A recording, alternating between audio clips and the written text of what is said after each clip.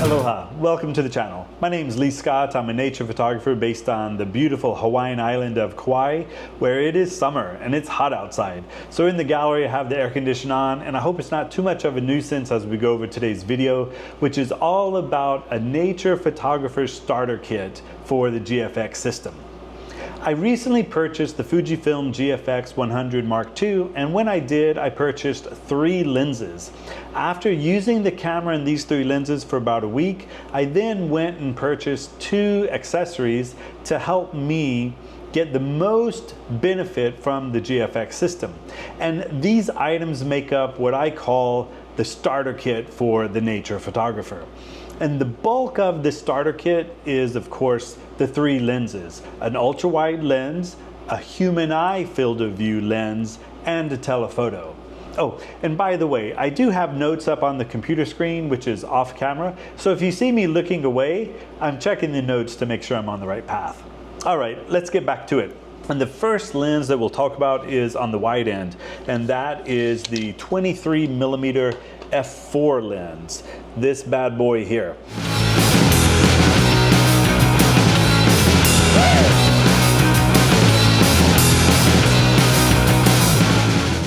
I believe a nature photographer needs an ultra-wide lens, whether it be a prime or a telephoto zoom. Doesn't really matter, but you need an ultra-wide, especially if you're doing a lot of seascapes.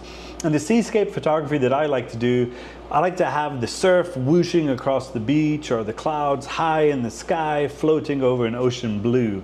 And to do this, a wide angle lens is very helpful. A 23mm focal length is about the equivalent of 18mm on a full frame system. So it's pretty wide, and I haven't shot this wide in a while. For example, my preferred wide-angle focal length on a full-frame system was 21mm. I shot the Zeiss Milvus f2.8 21mm prime lens for Canon for many, many years. And for the SL3 system, or the SL system with Leica, I used the 21mm Apo Summicron, or the Super Apo Summicron. Of course, I sold that lens to help fund this foray into medium format. With the 23mm, I'm finding it to be a pretty wide angle of view, especially with the medium format 4x3 frame size, which I consider to be pretty high. I like the challenge, and I'm really enjoying seeing nature in this view. So let's talk about why I chose this particular lens and not another Fujifilm offering, something like their very highly regarded 20 to 35mm, which is of course also an f4 lens. Well, the first reason I chose the 23mm is basically because I have something in mind, and that is a faster ultra-wide angle lens, one that Fuji hasn't announced yet and has certainly not been released. But I'm thinking something like the Hasselblad 25mm f2.5 lens would be wonderful. And the reason I say that is because with your ultra-wide lens, it would be nice if it were capable of doing night sky photography as well. And at an f4, I just don't think this lens or the 20 to 35 is really capable of excellent night sky photography or Milky Way photography. If you have success stories or even just experiences to share of using this lens while photographing the night sky, let me know. I'm really interested to hear that. The second reason why I purchased the f4 lens and not the 20 to 35 is because I was able to find this lens on the used market in like new condition, and I bought it for $1,400. In my mind, I saved $1,000 on a lens that I will likely sell when a more appropriate lens becomes available. Of course, that's all hypothetical, but basically I purchased this lens with the intention of selling it once a faster aperture ultra-wide lens becomes available for the Fuji GFX system, one that I think will be ideal for night sky and landscape seascape photography. Now, the third reason why I chose the 23mm prime is because I like primes, especially for ultra wides. I think they encourage me to see the scene better. It's true they make you work a little harder, but ultimately I think you see the scene cleaner. Primes tend to help me isolate the subject and help me to clear the frame of unwanted elements by forcing me to move in relation to the landscape I'm photographing. It's like primes allow this dance with nature. And I also think that with ultra wides, you really need to get close to the action or close to the subject. And in this way, you bring the viewer into the scene. And for me, this is easier to do with primes because they force me to move with the camera rather than simply zooming in with the twist of a wrist. Getting closer makes me feel like I'm in the scene, and I think when well done, when it's successful, you actually bring the viewer into the scene as well. And the fourth and final reason why I chose the 23 is that I just can't imagine shooting wider than 23 millimeters, at least not yet. As I already said, 23 millimeters for me is very wide, especially with that medium format 4:3 ratio, very high vertical. And again, I just can't see myself shooting wider than this on a consistent basis. So for me, the 23 millimeter made sense, and for me, this particular lens also made sense economically because I could save $1,000, sell it perhaps later, if and when a faster aperture wide angle becomes available for the Fuji GFX. That's why I went with the 23 millimeter prime lens, and so far I really like it. The second lens that I chose for my nature photography kit is the 250 millimeter f4 lens.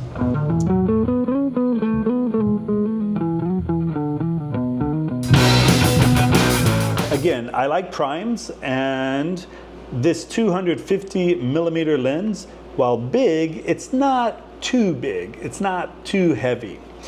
You have your image stabilization switch here, which will override your image stabilization settings in the camera. You have focus presets and focus limiter. Focus preset buttons here along the lens barrel. The autofocus on this in conjunction with the GFX 102 is actually really good, surprisingly good. More on that in a second. This GF 250 millimeter lens, full frame equivalent 198 millimeter. For me and the photography that I do, it was a no-brainer. I really think the 250 is a must-have lens, especially for someone doing seascapes.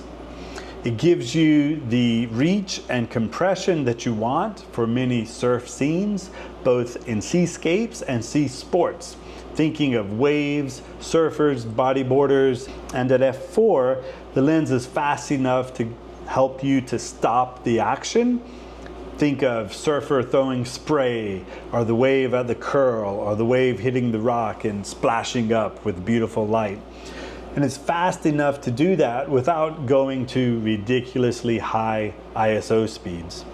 The 250 also gets you into distant waterfalls and mountain ridges that other lenses in the GFX system just don't reach.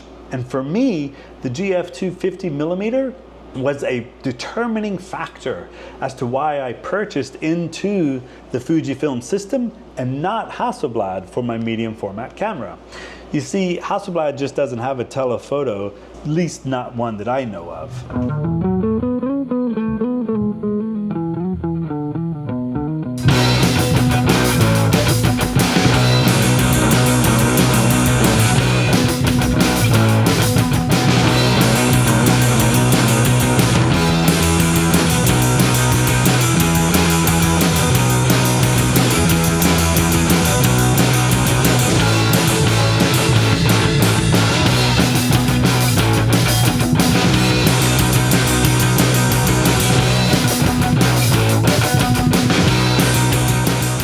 Talk about the autofocus again for a second. The autofocus of the GFX 102 coupled with the 250 even allows one to photograph birds or the occasional animal that may come close. Now, I'm not saying that it's a perfect wildlife camera. It's not the perfect wildlife or sports combination of focal length and camera. However, you don't have to give up and reach for something else. What I'm saying is, if that bird or animal comes by, you can try with this lens, and I promise you, you're going to be happy with some of your results. It's not going to hit every time. It has a slow burst rate, and if your primary use case is wildlife or sports photography, I would recommend something else. But you can do it with this camera system. You can, and that is a wonderful surprise. The bokeh of this baby is really nice too. The background is well blurred and the subject pops. I just love walking around with this lens and photographing everything from vegetation to critters to waves to mountain ridges. I'm so happy that I purchased this GF 250, and I really recommend it for your nature photography kit. And I'm somewhat surprised that the GFX 102 actually makes the lens so useful. And what do I mean by this? Well, I was worried that the autofocus accuracy and speed of the GFX 100 Mark II would render the 250mm as simply a landscape-only telephoto lens. But this is not the case. I can assure you that you can photograph sports, animals, and waves with this lens. Now, like I said before, even birds are possible, albeit the small, flighty, fast-moving, fast-flying birds are very difficult, and the camera really didn't pick up any of the birds flying directly towards the camera. However, I am new to the Fuji autofocus system, and I'm convinced I can improve on my current form. I look forward to using the GFX in more and more wildlife and wave scenarios. So much so that I already know the next lens for the quiver, but more on that later. For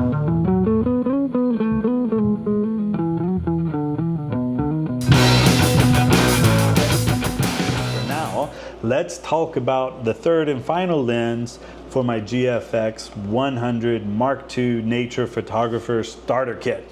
And that is the 55mm f1.7. This was the third lens that made it from the shopping cart to my camera bag, and it is 77mm filter thread, and I have a polarizer on here because this is a wonderful lens to photograph ocean, sea, any landscapes from vistas and viewpoints. And I will admit, the 55mm is a curious choice for a landscape photographer, but I have my reasons. And let's talk about some of those. On YouTube, there's probably no other GF lens that gets more love than the 55mm f1.7. And for landscape, I admit it is a curious choice, but I'm finding it a lot of fun and also quite practical to use. As I mentioned earlier, the 23mm is very wide for me, and I just don't like photographing that wide when walking around, so the 55 makes sense. It's roughly the same field of view as the human eye, but I think it's a little tighter. And for landscape, I will concede that it's probably a challenge lens. And I only say that because it's a focal length that most landscape photographers don't use often. Certainly I haven't used often, and I'm learning how to use it best. And I think with the medium format 4:3 ratio, the best way to use this lens, or at least one of the great ways to use the lens, is in vertical orientation. The vertical images that this lens produces appear natural and unforced, and I'm really digging it so far. Actually, on my last sunset session, I used the 55 1.7 almost exclusively. And another reason why I recommend the lens for the GFX Nature Photographer is because one must always travel to the location. I know it's obvious, but it's true. Hear me out. This lens is just absolutely wonderful for photographing the people and places that you'll see along the way. And once you get to the location, the lens is perfect for photographing those life moments that add a sense of place that a purely scenic image just can't provide. For example, surfers surfing at the bay, hikers hiking on the trail, the friends and family that join your adventures, the fun things that you see and do along the way, and the things that surprise you. These are all wonderful moments to photograph, and this lens really does it all, except focus fast. So you do have to slow down and be patient. Pick your moments and fire away. And as a side note, firing away for me on the Fujifilm GFX 100 Mark II means shooting in continuous focus at 2 frames a second. Single point focus, and shooting at the 2 frames a second and continuous allows me to have a more natural pace when shooting handheld. This minimizes the blackout time in between pictures and makes it a little more pleasing experience.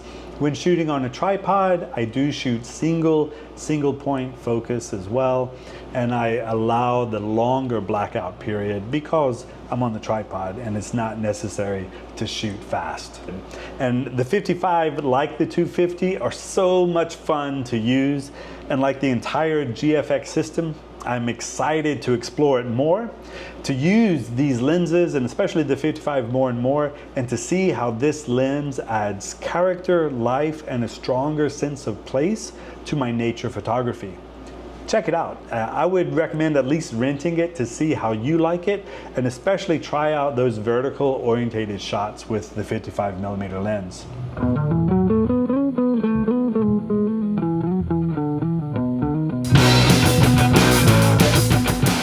This brings us to one area of disappointment, and that is area of disappointment with the GFX 100 Mark II, and that's the battery life. Now, I know it takes a lot of juice to power this beautiful, amazing EVF and to process the gorgeous 102 megapixel images, but the battery life is, I don't want to say it's poor, but the battery life isn't very good. And I thought of this when I made my original purchase, and when I purchased my starter kit, I did order 2 extra batteries and the dual charger.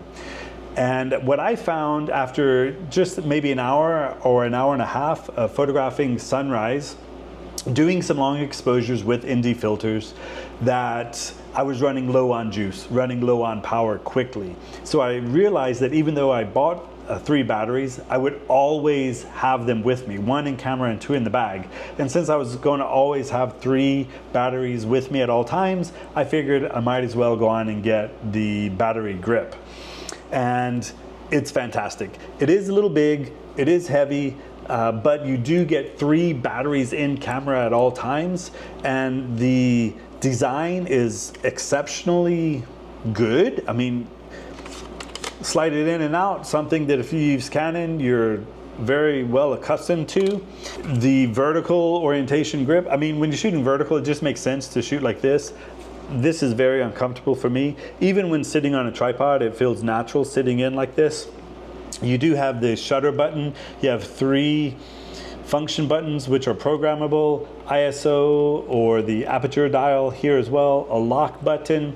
Then on the back of the vertical grip, you have shutter speed. I have this set up for back button focus there. You have the focus stick, and then this function button here I have set up for the electronic level, and then you have the quick button there. So it's seamless, it's fantastic, highly recommended. And another really cool feature is when you have 2 batteries in and 1 in the camera, the battery usage goes left in the grip first, then right. So the most easily accessible is used first, then the right side battery, and then lastly, the most difficult to access with the battery grip in place is the last battery to be used, and that's the battery in camera. So battery grip, wonderful. The last bit of kit for the Nature Photographer Starter Kit is the Really Right Stuff L Plate. Highly recommended. Even if you don't have the battery grip, I would recommend the Really Right Stuff L Plate for the GFX camera. I will say, going back to the battery grip, there's one thing that I don't like, and that is using the battery grip with the 250mm. The tripod collar is such that there's no way you can use the battery grip with the tripod collar. It almost touches. I don't know if you can see there. So if you're going to shoot vertical with the 250 and the battery grip, you're just going to have to rotate the tripod collar up and then shoot, and then you're fine. I think the battery grip is a really useful accessory for your GFX system, and at $500, it's not cheap, but I do think it adds value. All right, so that is my starter kit for the nature photographer with the GFX system. Now, what will I add? I have 2 pieces of kit in mind that I will add as soon as the time comes, which means when I have the money. Right now, I don't have the money for these things, so I'm going to have to sell a few more pictures, and then I'll try to get a couple of these items. But the first piece of kit that I will get to round out the kit to make my starter kit complete will be a second body. And for that second body, I actually think I'll go with the FUJIFILM GFX 100S Mark II. And the reason for that is I can save about $2,500. And for the second body, while very important to have the backup, it's only going to take about 30 to 40% of the use of the main body. So if I can save a little money there while still keeping the image files identical and the shooting experience seamless, I think that's the way to go.